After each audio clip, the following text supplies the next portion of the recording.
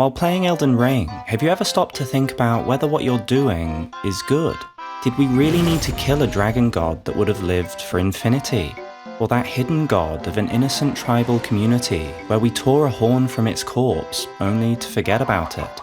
Did poor Inala deserve to be attacked? Or did Morgott deserve his shameful death?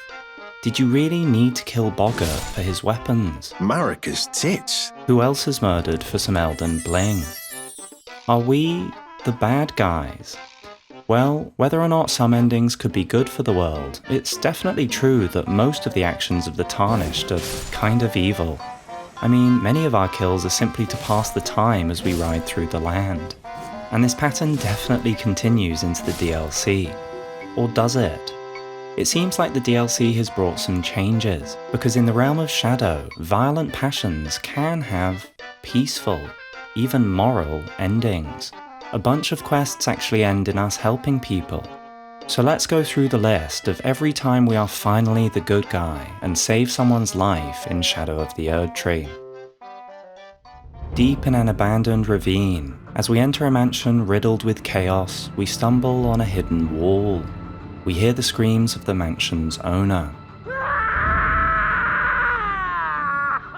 He begs us to go no further in case the madness spreads. Come no closer, no closer, I say.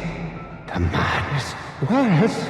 Even though he is cursed to eternally suffer by the horn scent, he still thinks of others. His wife or partner, Nanaya, told him to endure, and this word is like a curse to him now. When we find Nanaya, she has left the torment of this life. Her corpse is on a chair, but in her arms she cradles a torch made of a small spine. It produces a feeble light of frenzy. It is not her spine, it is not Midra's. So, whose?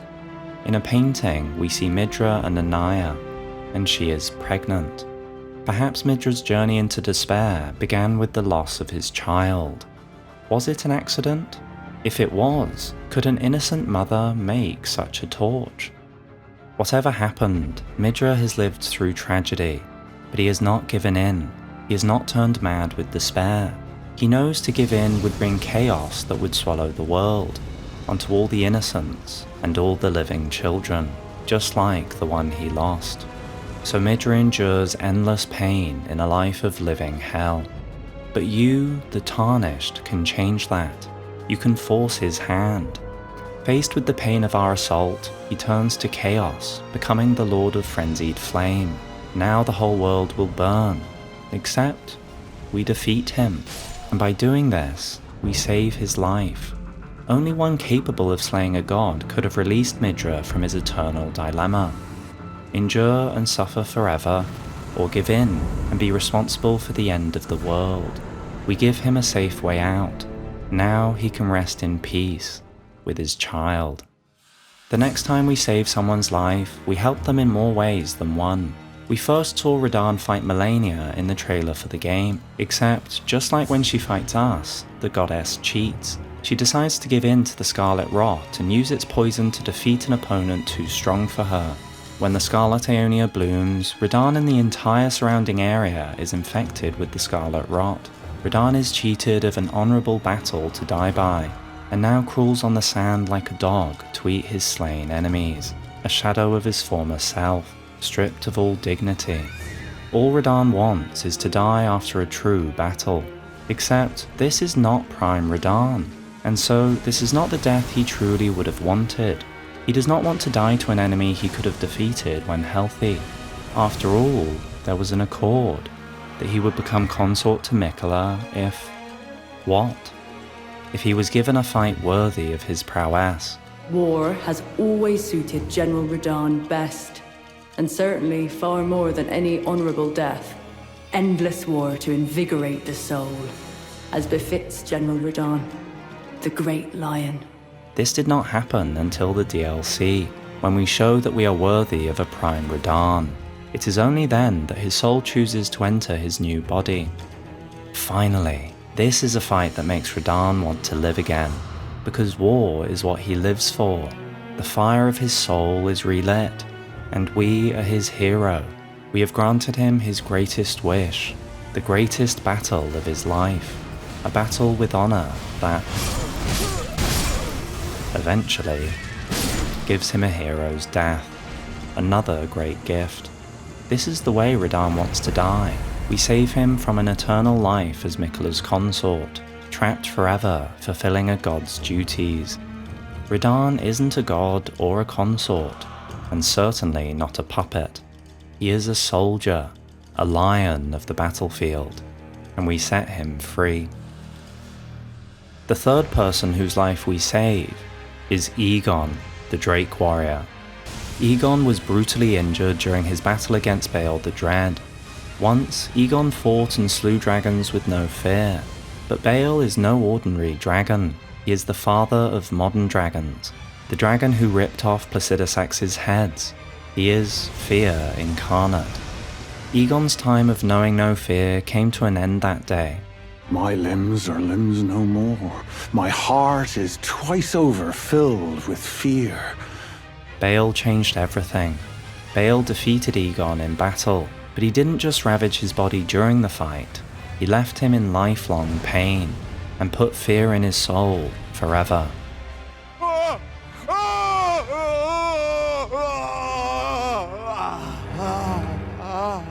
The pain, the exquisite pain. Igon's body has been destroyed by the encounter. My arms, my legs, each lies a bloody ruin. Igon is ashamed of his fear and of his defeat. More than anything, he wants to regain his courage.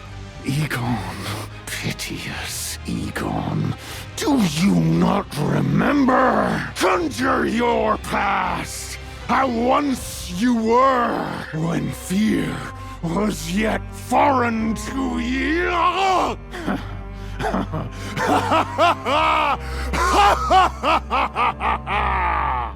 And he wants revenge. His soul cannot rest, he cannot sleep. He screams and cries out, obsessing about taking his revenge from Bayle. Bayle! Vile Bayle! Oh, terror incarnate! There is life in me yet! I will soon feast upon your heart! Mark my words! You too shall know fear! And you, the Tarnished, are Igon's hero, because you are going to give him his revenge.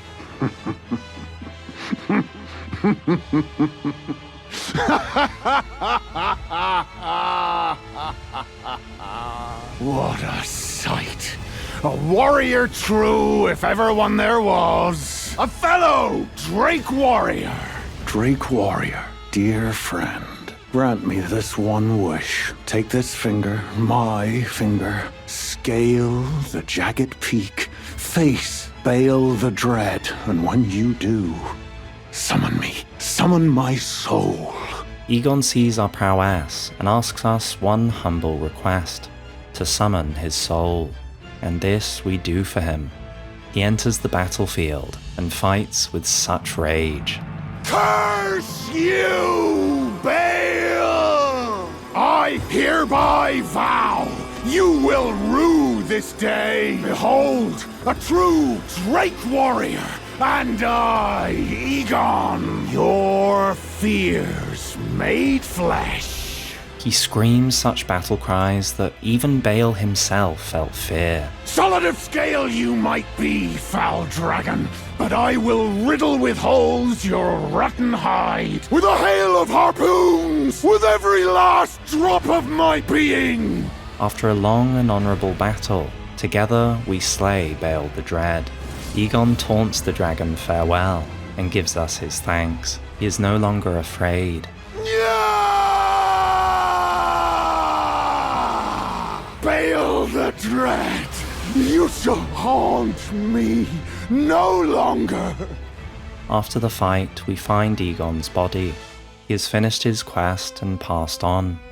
We were the dragon hunter he prayed for, and we helped make his life complete. One person we help was shunned from the moment he was born. His mother was ashamed of him. He was locked up below a city when he should have been royalty. He eventually escaped to found his own dynasty, inspiring loyal followers, and sought out a god that celebrated his blood that his mother called defiled. Except just as he began his journey, his half-brother bewitched him, and then we, the Tarnished, kill him. Mohg's dreams now lie in ruin, but in one small way, we can help give him dignity in death. More dignity than his half-brother gives him. For Mohg's body does not lie where we slew him. No, it is here. It is a reformed puppet moulded into the shape of Radhan. After the handiwork of Miquella's sick genius, only his omen horns and one meagre attack are a clue that this body was ever Mohg's. As if using Lord Mohg to gain entrance to the land of Shadow were not enough, he plans to use his corpse as the vessel of his king consort. He has forsaken Lord Mohg's soul. He desires only his empty shell. It beggars belief, but I'm afraid tender Miquella fails to grasp the humiliation implied by this act. One thing is certain. My dear lord deserved better.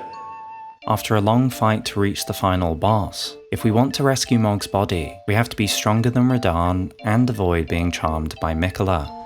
If we can manage to defeat what may be the hardest boss of all time, we can release Mohg from Miquella's strings. Mohg would at last be released from a world that hated him, misunderstood him, and used him. We help Ansbach regain his honor, giving Mohg dignity at long last, and peace. Before the final character we save, there is one creature that needs to be mentioned. This knight. It seems that this used to be a horse, and its flesh has been pulled off its skeleton by the sludge it lives in. Talk about aging badly. Once this happened, the horse skeleton decided to ride its own sludge-animated flesh. If there are any innocent creatures in the DLC, then it must be this horse, and we definitely help it by providing an eternal rest. And finally, the last character we save is Miquella. Or is it Trina? Or perhaps both. When we meet Trina and drink her nectar, we find out that Miquella's sleepy other half doesn't want him to reach godhood. She believes it so strongly that Miquella had to divest himself of the Trina half to become two fully separate beings. Kindly Miquella has divested himself even of that. His adoring other self. His blossom of slumber. Trina believes that death would be better for Miquella than the fate reserved for him if he succeeds. Godhood would be Miquella's prison. A caged divinity is beyond saving.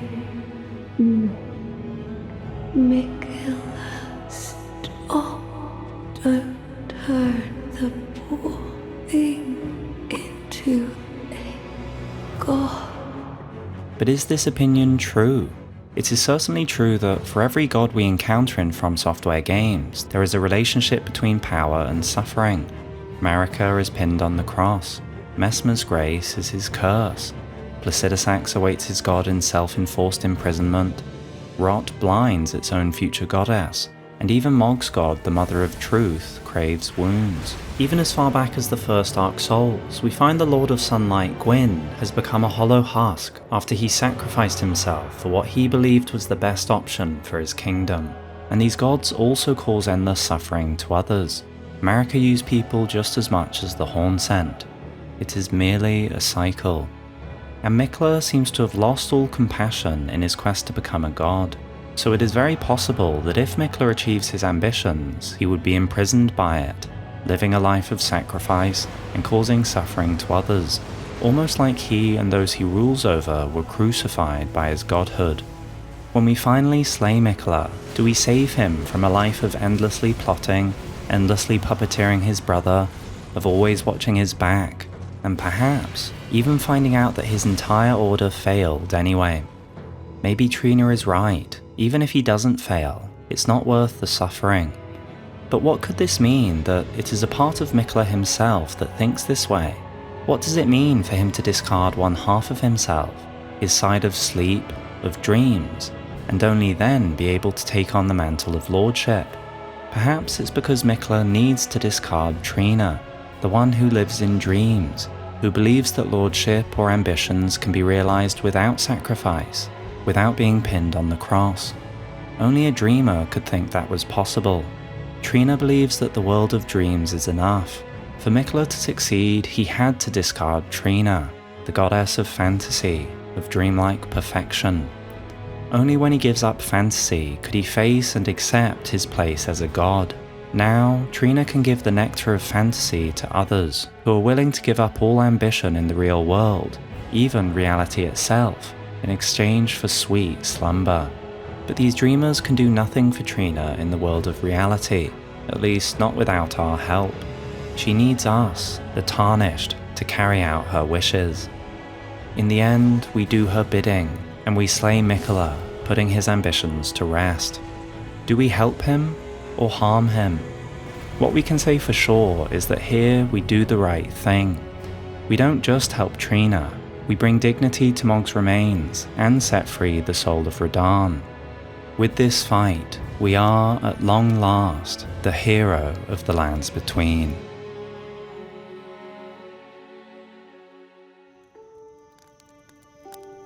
If you made it this far, consider supporting the channel and get early access to upcoming releases, feature your own theories on the channel, or even get access to new Lore Before Bed videos ad-free for less than $1. Your support makes content like this possible, so thank you.